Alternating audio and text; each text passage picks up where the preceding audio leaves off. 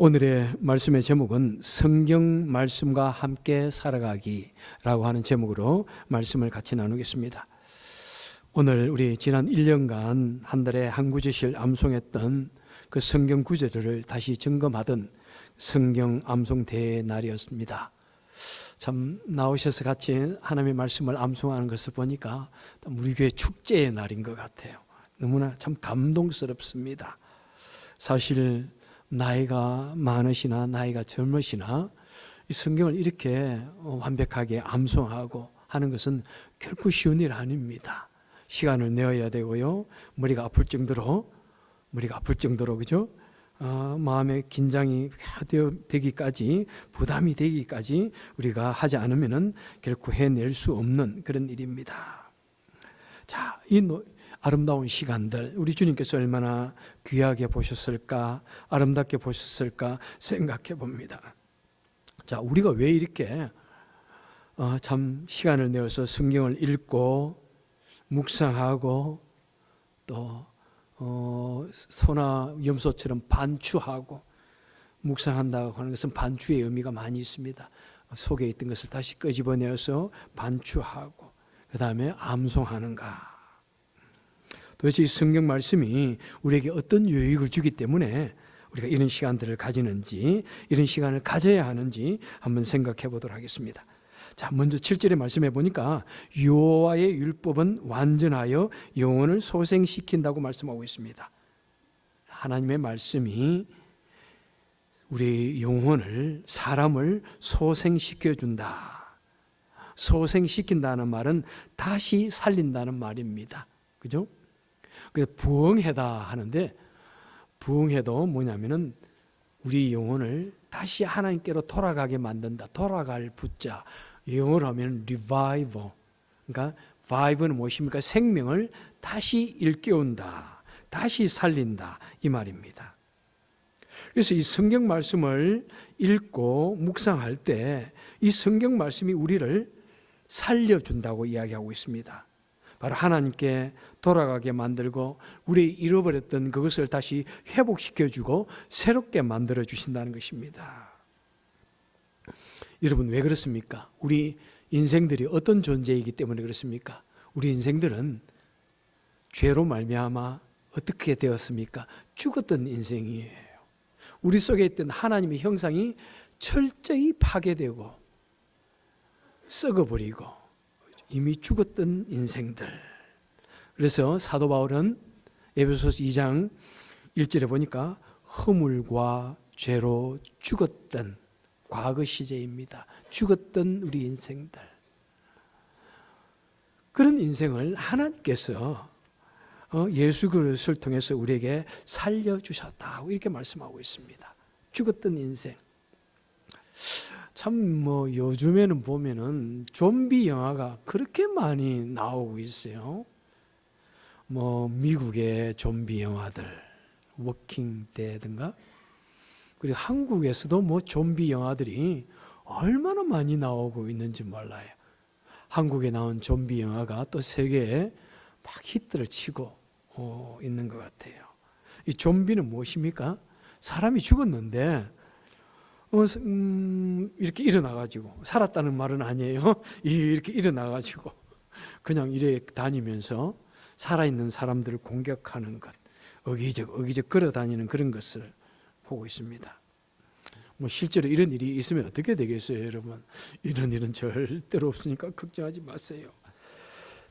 우리 하나님께서는 우리 인간의 사회를 질서 있게 붙드십니다. 자, 이 살아서 죽었던 사람이 막 움직이는 것. 자, 이런 모습이 그냥 하나의 재미있는 영화나 소설에만 있는 것인데 사실은 말이죠. 우리가 좀비였다고 성경은 우리에게 말씀하고 있습니다. 우리가 좀비였다. 물론 우리가 보는 그 좀비들보다는 우리는 좀 더 때깔이 좋습니다. 그죠? 좀 더 옷도 입고 화장도 하고, 그죠? 그리고 우리 몸에는 뭐 따뜻한 피도 흐르고 좀비와는 다르게 우리는 생각도 하고 수려하게 말도 하고 맛있는 음식도 먹고 서로 사랑도 하고 교제도 하고 우리가 그렇게 뭐 실제 좀비와는 다르게 그래도 괜찮은 모습으로 살아가고 있지만은 실상은 뭐라고요? 우리가 좀비였다는 것입니다. 좀비였다. 그런데 하나님께서 바로 이 성경에 보니까 이 하나님의 말씀을 통해서 우리를 소생시켜준다. 우리를 살려준다. 정말 우리는 좀비처럼 죽었던 인생인데 하나님께서 예수 그리스도를 통해서 우리를 다시 살려주셨다고 말씀하고 있습니다. 그리고 물론 그뿐만 아니라 우리를 소생시켜준다고 하는 말씀은 뭐냐면은 우리 인생들이 이 세상을 살아가면서 참 얼마나 피곤하게 참 피곤에 절어서 살아가는지 몰라요. 참 이 힘든 이민생활 속에서 대부분이 많은 사람들이 육체적인 일을 하는데 우리 인간이라는 것은 너무나 한정적인 그런 에너지를 가지고 있습니다. 그래서 하루에 뭐 5시간, 뭐 많으면 8시간 이상 일을 하면은 피곤해서 죽을 지기. 그리고 나이가 들어가면은 이제 그 일을 할 수 있는 그 시간이 점점 짧아지죠. 그러다 보니까 모두가 피곤함에 절해 있는 것을 보게 됩니다. 이렇게 보면 얼굴에 참 윤기가 많이 없어지고 얼굴이 이제 주름살도 생기고 이렇게 보면은 참 가슴이 아파요. 당신도 그렇고 나도 그렇고 그죠? 그다음에 스트레스에 눌려가지고 모두가 힘들어하는 것을 보면은 참 가슴이 아픕니다. 그런데 성경은 말씀합니다. 그렇게 스트레스에 눌려 있고 피곤함에 절해 있는 그 마음도 그 사람들도 다시 살려주신다. 소생시켜 주신다. 다시 살 힘을 주신다고 말씀하고 있습니다. 때는 우리가 살아가면서 절망적인 일도 당하고요. 그죠? 여러 가지 삶의 어려운 일을 당합니다. 뭐 경제적인 어려움을 당하기도 하고 사업적인 어려움을 당하기도 하고 일터에서 어려움을 당하기도 합니다. 그리고 인간관계에서도 어려움을 당하기도 합니다. 그럴 때 우리 마음이 한없는 절망감으로 참 빠져들지 않습니까? 어떻게 하면 좋아? 어떻게 해서 이 일을 헤쳐나갈 수 있을까? 막 들은 절망감에 놓여서 내가 죽을 것 같은 그런 마음이 될 때, 삶의 의욕을 다 잃어버리고 막 그럴 때 하나님께서 말씀하십니다. 내가 말씀을 통해서 내가 너희를 살려주겠다. 너를 소생시켜주겠다. 내가 살아갈 수 있는 힘을 얻게 해주겠다. 이렇게 말씀하고 있습니다. 그래서 여러분 이 하나님의 말씀을 읽을 때 이 말씀을 읽으면 정말이에요. 어떤 때는 정말 이 말씀이 나를 갖다가 완전히 살려주시는 그런 느낌을 가질 때가 얼마나 많은지 몰라요. 때로는 말씀을 읽으면 참 딱딱하고 뭐 무슨 의미일까 잘 알지도 못하고 그런 것 같지만은 우리가 이 하나님의 말씀을 읽을 때 때로는 우리가 고통으로 절망으로 허적되고 있을 때 하나님은 말씀을 통해서 우리를 일으켜 주시는 것입니다. 자, 두 번째로는 7절에서 어리석은 자를 지혜롭게 해준다고 말씀하고 있습니다. 곧 하나님의 말씀, 이 성경 말씀은 우리 사람들에게 지혜를 준다. 우리 어리석은 자, 우둔한 사람을 지혜를 준다. 그래서 성경은 지혜의 책입니다. 뭐 지혜란 무엇입니까, 여러분? 그 비슷한 말을 생각해 볼 때, 뭐 지식, 또 총명하다, 뭐 유식하다 이렇게 할 수 있는데, 그런데 사실은 다 지식이 많다고 해서 똑똑하다고 해서 많이 배웠다고 해서 지혜로운 것은 아닌 거예요. 그죠? 여러분 우리 어머니들, 우리 아버지 세대에 때로는 많이 배우지는 못했어요. 많이 배우지는 못하고 학문은 없어도 지혜는 참 얼마나 많은지 깜짝깜짝 놀랄 때가 있지 않았습니까? 어느 대학에 졸업 축사를 하는데 그 교수님이 나와서 말씀합니다. 우리 아버지는 국민학교도 제대로 못 나온 사람입니다. 미국 분이에요. 우리 아버지는 뭐 아주 힘든 일만 한 사람입니다. 그런데 저는 그만큼 지혜로운 사람을 만난 적이 없습니다 하면서 자기 아버지를 이렇게 칭찬하시고 높이는 것을 보았습니다. 여러분 그래요. 아무리 우리가 못 배우고 그래도 지혜는 하나님이 주시는 것이고 위로부터 주시는 것입니다. 지혜는 무엇입니까? 우리가 이치, 어떤 사물의 이치, 지식의 이치를 빨리 깨우치고 또 정확하게 판단하는 그런 능력입니다. 지혜는 뭐냐면은 우리에게 있는 풀기 힘든 그런 난제나 정말 어려운 그런 사건을 해결해 주는 능력입니다. 특별히 성경에서는 지혜를 무엇으로 말씀하고 있습니까? 우리 하나님이 지혜의 원천이라고 말씀하십니다. 하나님의 지혜, 하나님의 지혜, 천지 만물을 창조하시고, 그죠? 그 천지 만물을 가만히 볼 때 하나님의 놀라운 지혜가 나타납니다. 빛을, 태양을 만드시고 우주를 만드시고 지구와 자연을 만드신 그런 모습들, 그리고 각종 동물과 식물을 창조하시고 사람을 남자와 여자로 만드신 아름다운 그 모습들, 이 아름다운 우주 자연 만물을 깊이 들어볼 때 그곳에 하나님의 놀라운 창조의 지혜, 질스럽고 조화롭게 만드신 그런 모습이 그 속에 드러납니다. 그리고 하나님께서는 우리 사람을 창조하실 때 하나님의 형상대로 창조하셔서 우리도 지혜라는 것을 가지는 그런 존재로 만드셨습니다. 그런데 사람이 하나님을 배반함으로 말미암아 그 창조 쪽의 그 지혜를 너무나 많이 잃어버렸습니다. 그래서 우리 사람은 하나님과의 관계가 깨어지고, 그러므로 말미암아 이 세상에는 온갖 종류의 고통과 질병과 전염병, 코비드-19 이런 것 같은, 그리고 결국에는 죽음이 들어오는 이런 무서운 세계가 되었습니다. 우리 속에 있는 그 창조적인 지혜가 깨어짐으로 말미암아 사람과 사람의 관계에 있어서도 평화와 같이, 그죠? 평등한 그런 관계가 깨어졌습니다. 그래서 부부 관계에 있어서도 어떤 상하의 그런 높고 낮음의 관계가 되어졌습니다. 우리 시대까지 그런 것 같아요.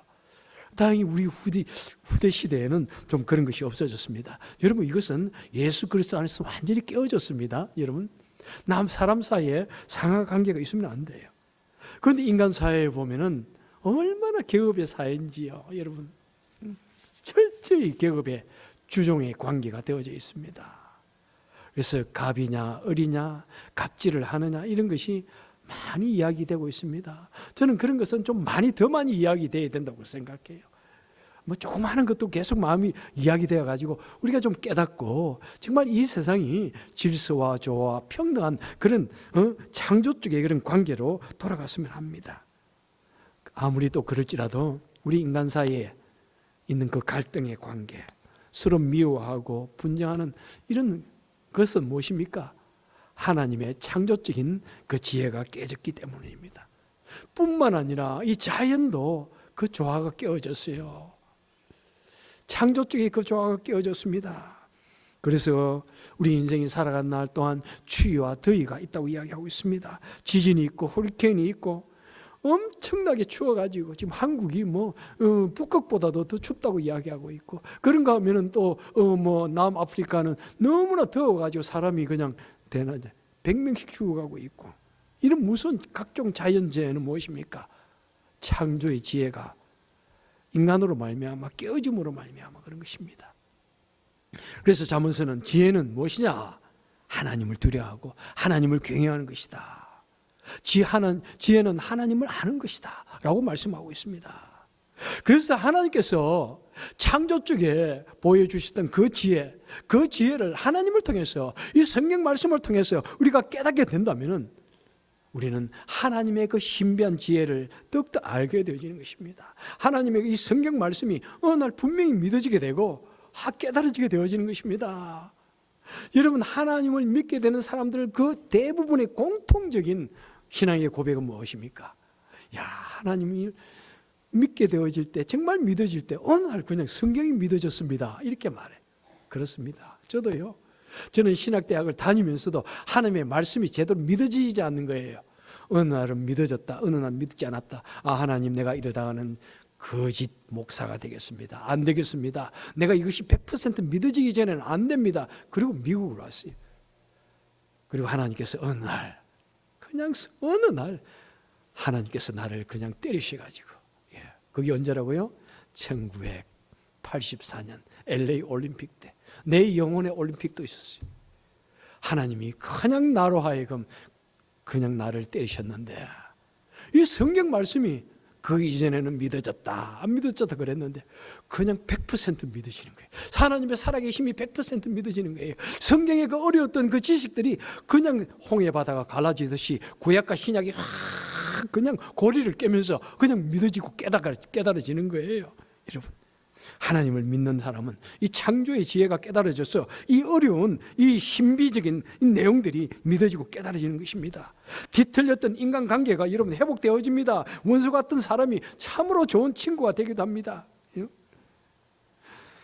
여러분, 이 창조시의 이 지혜를 회복하면은 우리 있는 수많은 시련과 고통 속에 그런 것을 이겨낼 수 있는 그런 힘과 방법을 주십니다. 여러분, 과학이라는 것이 무엇일까요?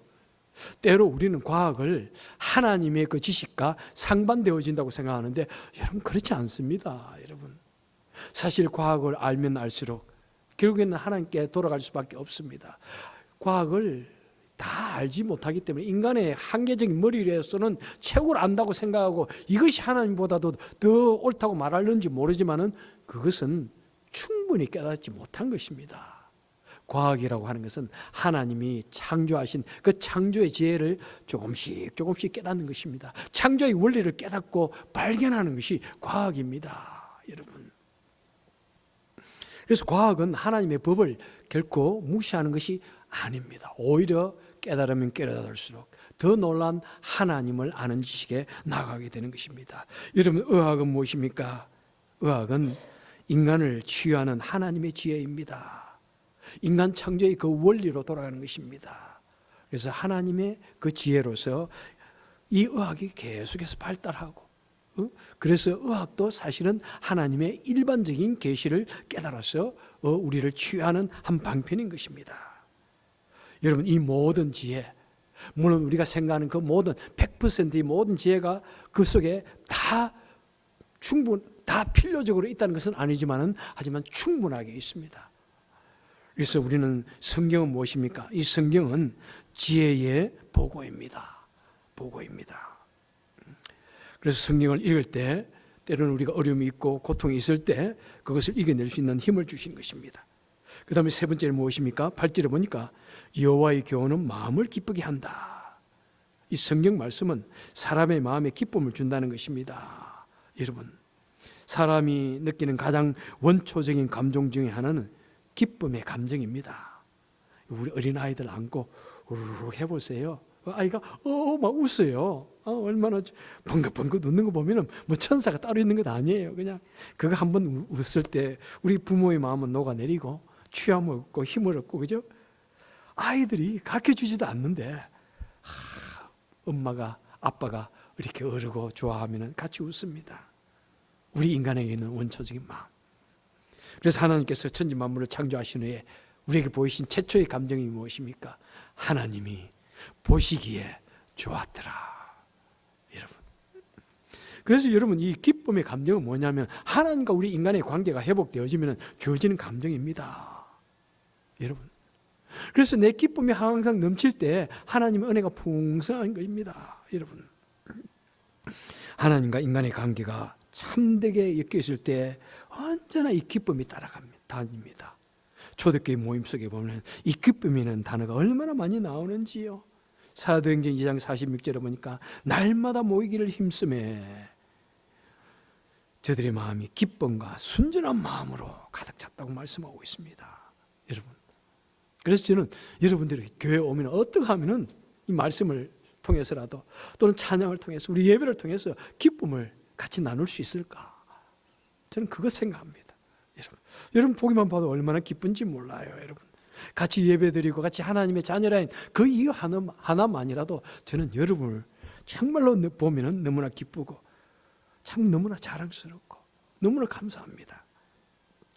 여러분, 바로 이 하나님의 말씀을 읽을 때 이 하나님의 말씀을 통해서 하나님의 말씀과 함께 같이 살 때 우리 영혼이 소생하고, 그죠? 우리 마음이 지혜를 얻고 우리 마음이 기쁨으로 채워진다고 합니다. 그래서 마지막에 보니까 이 하나님의 말씀은 우리의 눈을 밝게 만든다. 그래서 모든 어려움을 다 이길 수 있는 그런 지혜를 주시는 것입니다. 말씀을 맺도록 하겠습니다. 자, 서문에 보니까 여호와의 말씀은 완전하여라고 말씀하고 있습니다. 여호와의 말씀은 완전하여. 여러분, 하나님의 말씀은 완전합니다. 성경은 우리 인간에게 있는 각종 문제를 해결해 주는 완벽한 책입니다. 성경은 하나님의 말씀이고 영이신 하나님과 영적 세계를 알게 해주는 완전한 책입니다. 성경은 인간의 구원의 문제를 가르쳐주는 완전한 책입니다.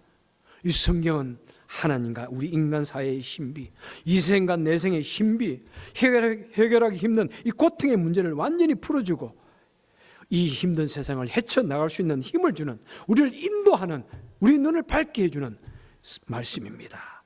그래서 여러분, 이 하나님의 말씀을 읽고 묵상하시길 바랍니다. 이 하나님의 말씀과 더불어 살아가시길 바랍니다. 그럴 때 여러분, 생명의 길을 따라가고 죽음과 절망과 수많은 사고가 있는 이 속에서 우리는 힘을 얻게 되는 것입니다. 그리고 각종 시련과 절망에서도 우리는 주저하지 않고 일어설 수 있는 그 용기를 가지게 되는 것입니다. 때로는 우리 인생이 실타래처럼 가시덤불처럼 정말 얽혀있고 우리를 찌른다고 할지라도 우리는 하나님의 말씀을 통해서 지혜를 얻게 되어지고, 그리고 그 모든 고통과 어려움을 믿음과 기쁨과 하나님 주신 은혜의 말씀으로 우리는 승리하게 되는 것입니다. 말씀을 통해서 항상 바른 길을 찾아가시고 승리하는 저와 여러분 되시기를 주님의 이름으로 축원합니다. 기도하겠습니다. 좋으신 하나님 아버지, 감사합니다. 오늘도 저희들 주의 전에 같이 모여서 정말 죽지 않은 마음으로 하나님의 말씀을 같이 암송하며 같이 나누었습니다. 하나님, 이 말씀, 내 마음속에 살아 움직이는 말씀, 생명력이 있는 말씀, 고통과 시련 속에 있는 성도님들을 위로하고 살리는 말씀, 어두운 밤길을 밝혀주는 등불이 되게 하시며 모든 신비한 신기한 이 세상의 지혜를 깨닫는, 신비를 깨닫는 지혜의 말씀이 되게 하시고 언제나 우리를 인도하는 말씀이 되게 하여 주셔서 언제나 승리하고 감사하고 기쁨이 넘치는 우리 삶이 되게 하여 주옵소서. 예수님 이름으로 간절히 기도합니다. 아멘.